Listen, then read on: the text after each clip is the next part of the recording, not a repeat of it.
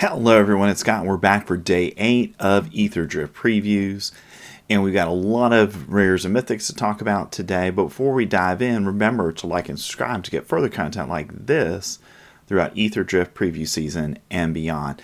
And if you're looking for cards from Ether Drift, you can visit us on the web at caffeinatedgamers.tcgplayerpro.com. So let's dive into today's spoilers.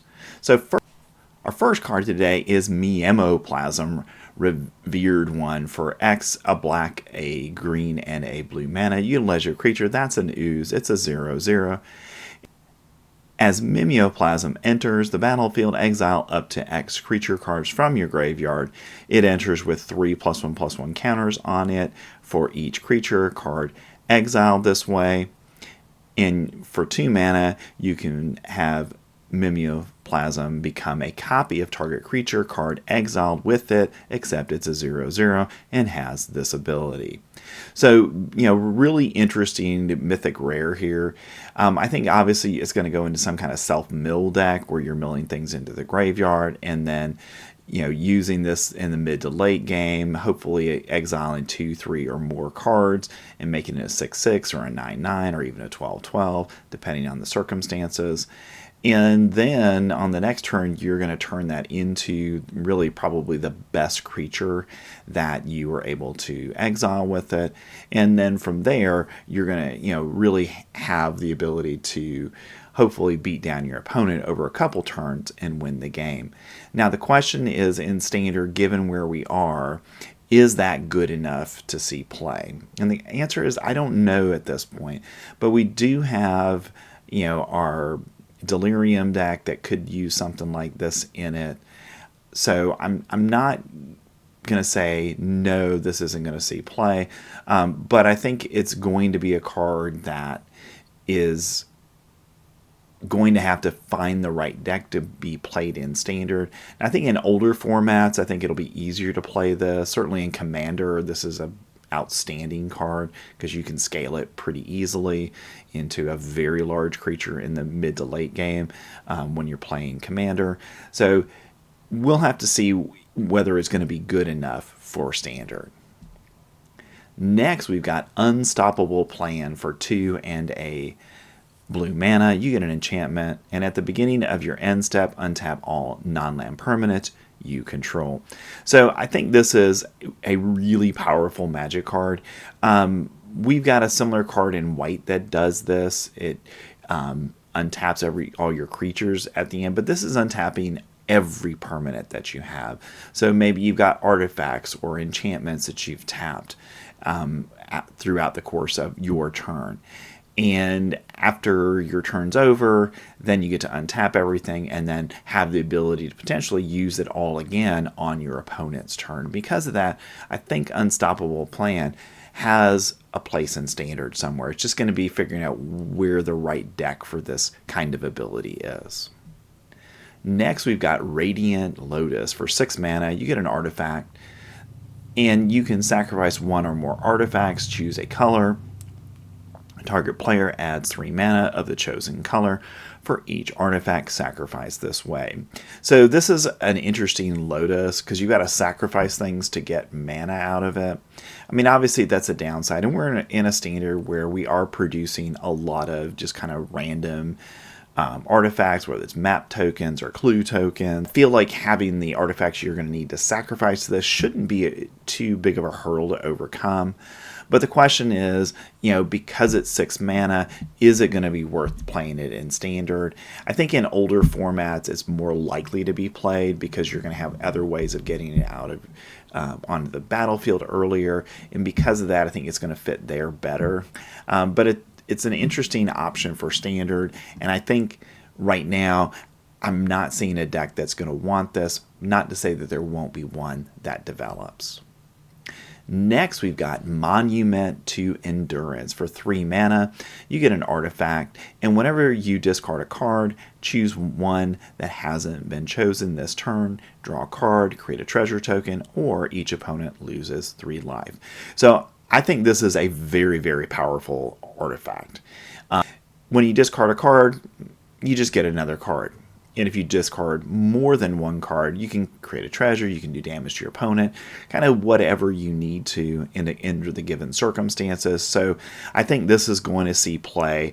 The question is, which of our discard style decks are going to want that? Next, we've got Spectacular Collision for 3 and 2 white mana. You get a sorcery, and all creatures and vehicles lose indestructible until end of turn. Then destroy all creatures and vehicles, and you can cycle it for 2. So another whiteboard wipe, like we needed more. It seems like every set Wizards of the Coast is giving us yet another whiteboard wipe. In this one, being able to take away the indestructible from creatures means that the gods from Amonkhet, those gods are now vulnerable to Spectacular Collision. And, I expected to see play in Standard. Anytime we have something that gives a board wipe a little bit of unique ability, those seem to see a lot of Standard play. Next, we've got Demolition Scarab for 2, a black and a green mana. You get an artifact vehicle. That's a 6/6 with trample. And when this vehicle enters the battlefield, each opponent loses 3 life and you gain 3 life, and it accrues for 2. So I think this is certainly a card that is standard playable. Again, the question is there going to be an artifact deck that is in black that's going to want this? And if there is, I think it's a nice little card to include, because that ability to have an immediate action when the card enters the battlefield of your opponent losing 3 life and you gaining 3 life, I think that makes this kind of card worth it in Standard. Even if your opponent is able to kill it before you get to attack with it, you've gotten some value out of the card. Next, we've got Lumbering War Wagon for 2 and a green mana. You get an artifact vehicle. And this vehicle's power is equal to the number of lands you control. So the number of lands you control, and it's got 4 toughness. And whenever this vehicle enters the battlefield or attacks, you may search your library for a basic land card, put it onto the battlefield tapped, and then shuffle, and it accrues for 4. So the fact that it accrues for 4 is kind of a downside to this one, but we do have a number of cards in Standard that are going to be powerful enough to be able to accrue this. So I think the 4 mana crew here, or 4 power crew here, isn't going to be something that is too high to overcome. And I think being able to ramp, in essence, every time you attack with this is going to lead you in the mid to late game, if your opponent can't do anything about Lumbering War Wagon, then in that mid to late game, you're going to be up 3, 4, maybe 5 mana on your opponent, and then you're going to be able to do whatever you want in the game. Next, we've got Gonti Night Minister for 2 and 2 black mana. You get a legendary creature that's an Aetherborn Rogue. He's a 3/4. And whenever a player casts a spell they don't own, that player creates a treasure token. So this is going to be a situation where you're taking cards off the top of your opponent's deck, and then you're able to cast those spells. So anytime you would do that, you get to create a treasure token. And we do have a number of cards in black that have that ability on them, that you get to look at the top cards of your opponent's library, and then you can cast them later in the game.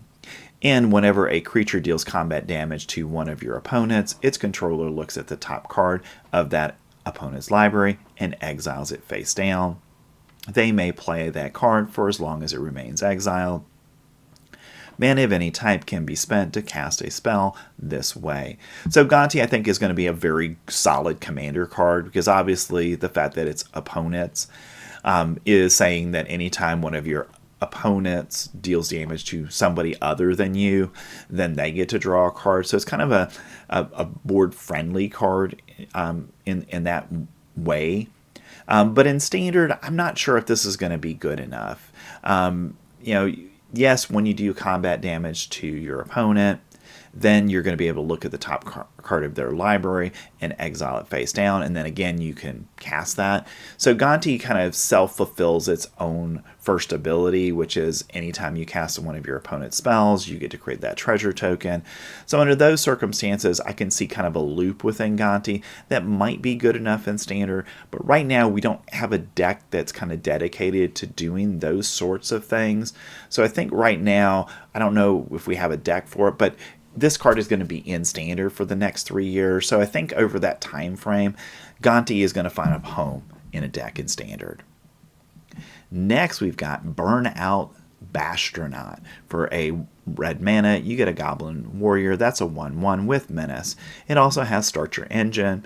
And for 2, this creature gets 1/1/0 until end of turn. And if you reach max speed, this creature has double strike. So you can pump it up and give it double strike in the mid to late game. And this is, looks like we're going to see a full cycle of 1 mana rare cards that have the Start Your Engine ability on them, because we've seen several of them now. So I think, this is, a reasonable one to play in that kind of style Standard deck. Next, we've got Regal Imperiosaur. For 1 and 2 green mana, you get a dinosaur. That's a 5/4. So 3 mana, 5/4. And other dinosaurs you control get +1/+1. So this was meant, obviously, to go in the dinosaur deck. We've had a dinosaur deck around since the Lost Caverns of Ixalan. We got a lot of good dinosaurs in that deck. And we've got a few other dinosaurs over the course of the last year. And because of that, if that deck has any Standard playability in terms of being, a tier 1 or tier 2 kind of deck and not just a fun deck to play, then I think a card like this is going to be important to that, because it's going to pump up all your creatures, give them a little bit more power, a little bit more toughness, and then allow you to attack for even more damage when you've got this in play. Next, we've got Guardian Sunmare. For 3 and 2 white mana, you get a horse mount. That's a 5/5 with Ward 2. And whenever this creature attacks while saddled, search your library for a non-land permanent card with mana value 3 or less, put it onto the battlefield, then shuffle. And it saddles for 4. So Guardian Sunmare is either going to be a really, really powerful card in Standard, or it's just going to miss. And it's one of those cards where the upside of it is really high, where you attack with this turn after turn, and your opponent can't remove it, and you're getting to put a non-land permanent card every turn in play that's 3 mana. And over the course of a few turns, that's going to build your board up pretty significantly. So definitely in Limited, this is going to be a bomb rare to get. If you get it, you're going to want to play it. In Standard, I'm not 100% sure of it, though. It has all the markings of a card that could be very, very powerful, but if it gets killed before you attack while it's saddled, then you're not going to really get anything out of it other than having a 5/5 body, which is great in Standard. So it's by no means a slouch of a card, but you've got to get it saddled to go ahead and really take advantage of what Guardian Sunmare is trying to do.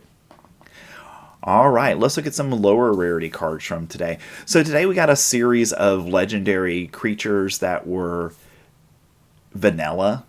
So we got Orna, Coral Tyrant. For a colorless and a blue mana, you get a legendary creature that's an octopus. It's a 0/8.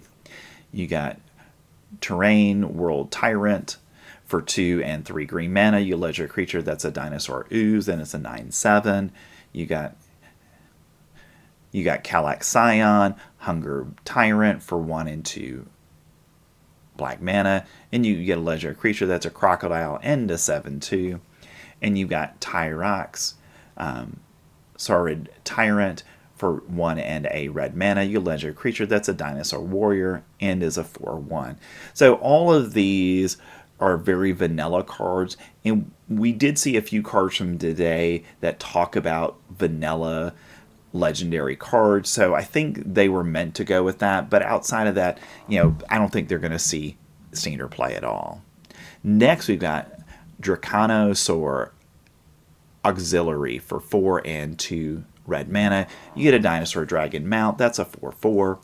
It has flying and haste, and whenever this creature attacks while saddled, it deals 2 damage to any target, and its saddle cost is 3. So it's one of those cards that, it comes in and immediately gets to attack, but it is 6 mana, and I think that's the downside of it. So in limited, a very good card, but probably not good enough for standard. Next, we've got Adrenaline Jockey for 2 and a red mana. You get a Minotaur Pilot. That's a 3/3. And whenever a player casts a spell, if it's not their turn, this creature deals 4 damage to them. And whenever you activate an exhaust ability, put a +1/+1 counter on this creature. So Adrenaline Junkie, very good card against decks that are using a lot of flash creatures and things like that. So it's going to kind of make them not do things on your turn because they don't want to take the 4 damage. So I think Adrenaline Jockey, certainly in an exhaust deck, is a sideboard option because it's going to allow you to bring it in, and then you're going to be able to punish your opponent if they really just want to play on your turn. And we do have right now a number of decks that are trying to just play on your turn. Next, we've got Sky Serpent Seeker. For a blue and a green mana, you get a snake. That's a 1/1 with flying and death touch, and it has exhaust for 4 mana. Reveal cards from the top of your library until you reveal 2 land cards. Put those land cards onto the battlefield tapped, and the rest on the bottom of their owner's library in a random order, and put a +1/+1 counter on this creature. So for 6 mana, you get a 2/2 with death touch and flying that gets you 2 lands. It might be good enough in the mid game as a way to ramp you. So I think there's some standard playability here. In limited, I think it's a good card. Having death touch on a creature is always a good ability in limited. So certainly a limited playable, and we'll have to see if there's any standard playability for it. Next, we've got Pit Automaton for 2 mana. You get an artifact creature. That's a construct. It has Defender and is a 0/4. And you can tap it to add 2 colorless mana. Spend this mana only to activate abilities. So that would be exhaust abilities or other abilities. And for 2 mana, you can tap it. And when you next activate an exhaust ability this turn, you get to copy that ability. You may choose new target for the copy. So nice additional ability on it here where you can tap it to gain some mana if you want to use it for exhaust abilities, or you want to copy exhaust abilities, well, you can pay 2 and be able to do that as well. Next, we've got Rise from the Wreck for 2 and a green mana. You get a sorcery, and you get to return up to 1 target creature card, up to 1 target mount card, up to 1 target vehicle card, and up to 1 target creature card with no abilities from your graveyard to your hand. So I was talking about those legendary creatures just a minute ago, and I think those are designed to be part of a deck that would be using Rise from the Wreckage, so because it has to be a generic creature with no additional text on it to get that 4th thing. So if a deck forms around mounts and vehicles, then if it is in green, I think this is a nice way to get cards back from your graveyard and get them back into your hand. Next, we've got Fang Druid Summoner for 3 and a green mana. You get an Ape Druid, that's a 2/4 with reach. And when this creature enters the battlefield, you may search your library and or graveyard for a creature card with no abilities, reveal it, and put it into your hand. If you search your library this way, shuffle. So another card that's looking into using those vanilla cards that we saw earlier that were legendary creatures. So that's a nice effect on Fang Druid Summoner as a way of getting those back when it enters the battlefield. Now, is that good enough for standard play? Probably not, but in limited, it's actually a pretty solid ability. Next, we've got Greenbelt Guardian for 1 and a green mana. You get an Elf Ranger, that's a 2/2. And for 1 green mana, target creature gains trample until end of turn. And you can use its exhaust ability for 3 and a green mana and put 3 +1/+1 counters on this creature. So for a total of 6 mana, you can make it a 5/5. I think certainly in limited, this is going to be a good card. I think in standard, it has an outside chance of seeing play because the ability for 1 mana to give other creatures trample, that does actually pay off pretty well in standard. So I think this is going to be a card that will see some standard play. The question is, what style of deck is it going to fit into? All right, so we got some lower rarity cards as well. We got some commons to talk about. So the first is Sheaf Archfiend. For 5 and 2 black mana, you get a demon, and it's a 5/5 with flying. And when Sheafet Archfiend enters, all other creatures get -2/-2 until end of turn, and it can cycle for 2 mana. I think it's just too expensive to play in standard. Limited, it probably is okay, but 7 mana is just too much for standard. Next, we've got Packdoll Terror for 3 and a black mana. You get an artifact creature. That's a toy. It's a 3/4. And whenever this creature or another artifact you control enters the battlefield, each opponent loses 1 life and you gain 1 life. So limited playable, but it's not going to see any standard play. Next, we've got Rides, and for 4 and a white mana, you get an instant, and this spell costs 3 less to cast if it targets a tap permanent, exile target creature or vehicle. So a way to exile your Heartfire hero or anything else you want to get off the battlefield that way. And the nice thing about it, it's 5 mana if it's not tapped, but obviously you're going to use it when it's tapped, so this is really a 2 mana spell. Next, we've got Ripclaw Wrangler for 3 and a black mana. You get an artifact vehicle. That's a 4/3. And when this vehicle enters the battlefield, each opponent discards a card, and it accrues for 2. Again, another kind of more generic vehicle that probably in limited is going to see play because it has a low crew cost, and it makes your opponent discard a card to give you some card advantage there. So limited, I think, is playable, but probably not going to see any standard play. All right, those are Day 8's Ether Drift previews, so thanks for staying to the end of the video. And I've put the link to our playlist for all of our Ether Drift preview videos from the season so far, so you can check those out.